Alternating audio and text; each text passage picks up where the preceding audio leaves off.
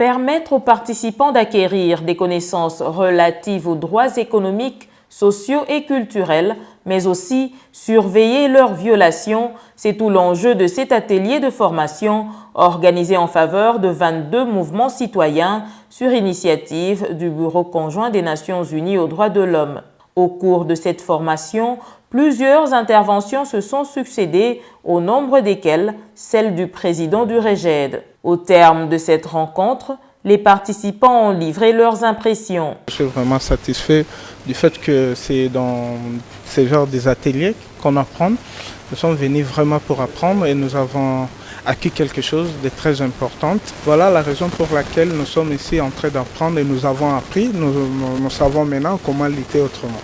C'est un privilège surtout, mais c'est aussi dans des occasions comme ça qu'effectivement on apprend encore plus et à travers plusieurs thématiques.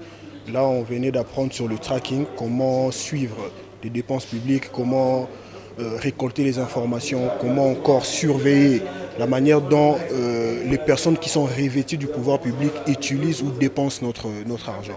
Donc c'est effectivement un sentiment de jouissance, mais surtout qu'on apprend et on saura comment le relayer ou faire sentir l'impact de ce que nous avons appris aujourd'hui dans nos communautés respectives.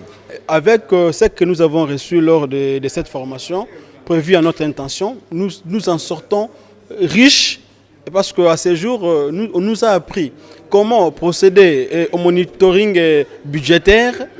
Nous avons eu à analyser sémantiquement la Déclaration universelle des droits de l'homme, que hier, beaucoup de nous ne maîtrisaient pas en totalité, mais à ce jour, nous sommes fiers parce que nous sortons de cette formation vraiment riche.